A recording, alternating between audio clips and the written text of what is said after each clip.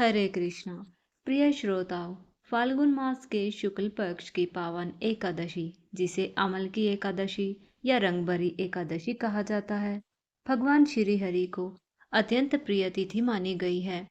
इस व्रत का महत्व भगवान श्री कृष्ण ने धर्मराज युधिष्ठिर को बताया था कि यह एकादशी समस्त एकादशियों में विशेष फलदायिनी है।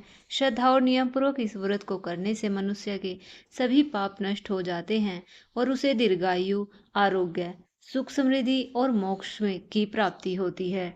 इस दिन आंवले के वृक्ष को भगवान विष्णु का स्वरूप मानकर पूजा की जाती है। जो भक्त सच्चे मन से उपवास रखकर भगवान का स्मरण करता है, उसके जीवन के कष्ट दूर होते हैं और घर में सुख शांति का वास होता है।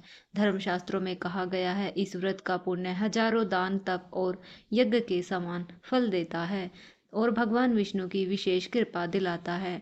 प्राचीन काल में राजा मानधाता ने महर्षि वशिष्ठ से ऐसा व्रत बताने की प्रार्थना की जिससे शाश्वत कल्याण हो। तब वशिष्ठ मुनि ने अमल की एकादशी का महात्म्य सुनाया और एक शिकारी की कथा कही जो पशु वध करके जीवन यापन करता था, किंतु एकादशी की रात्रि में जागरण और भगवान की महिमा सुन लेने मात्र से उसे महान पुण्य प्राप्त हुआ। विदिशा नामक राज्य में चित्ररथ नाम के धर्मात्मा राजा राज्य करते थे। फाल्गुन शुक्ल एकादशी के दिन उन्होंने समस्त प्रजा सहित आंवले के वृक्ष के नीचे भगवान की पूजा की, रात्रि भर जागरण किया और भक्ति में लीन रहे। उसी रात्रि एक पापी शिकारी भी वहां आकर भगवान दामोदर की आराधना और कीर्तन सुनता रहा। उसे एक रात्रि के प्रभाव से मृत्यु के बाद वह वसुरथ नामक तेजस्वी राजा के रूप में जन्मा।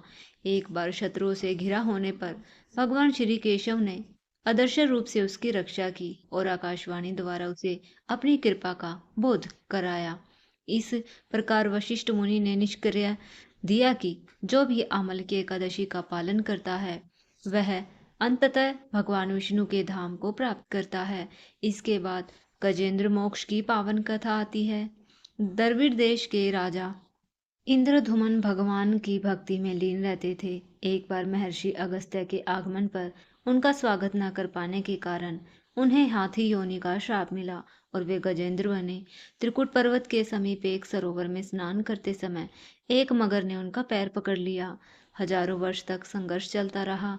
अंततः पूर्व जन्म की भक्ति के प्रभाव से गजेंद्र ने भगवान को पुकारा। तब विष्णु गरुड़ पर आरूढ़ होकर आए, अपने सुदर्शन चक्र से मगर का वध किया और गजेंद्र को मुक्त कर अपने धाम ले गए। भगवान ने कहा, जो प्रातःकाल गजेंद्र स्तुति का पाठ करेगा उसे अंत समय में निर्मल बुद्धि प्राप्त होगी। अंत में तुलसी माता की कथा आती है, जिसमें एक नंद सच्चे मन से तुलसी की सेवा करती थी, जबकि उसकी भाभी उसका उपहास करती थी। विवाह के समय तुलसी की कृपा से तुलसी के पत्ते और मंजरी दिव्य आभूषणों और पकवानों में बदल गई, परंतु जब भाभी ने लालचवश अपनी पुत्री के विवाह में वही दोहराया तो उसे अपमान सहना पड़ा। अंततः उसे तुलसी सेवा का वास्तविक महत्व समझ आया और सच्चे मन से पूजा करने पर उसके घर में सुख समृद्धि का वास हुआ। इस प्रकार अमल की एकादशी, गजेंद्र मोक्ष और तुलसी महिमा की ये कथाएं हमें भक्ति, श्रद्धा और निष्कपट भाव की शक्ति का संदेश देती है। यह थी अमल की एकादशी की व्रत कथा। अगर आपको यह कथा अच्छी लगी हो तो वीडियो को लाइक करिए, कमेंट में जय श्री हरि विष्णु और जय तुलसी माता अवश्य लिखें। फिर मिलते हैं अगली वीडियो में। धन्यवाद।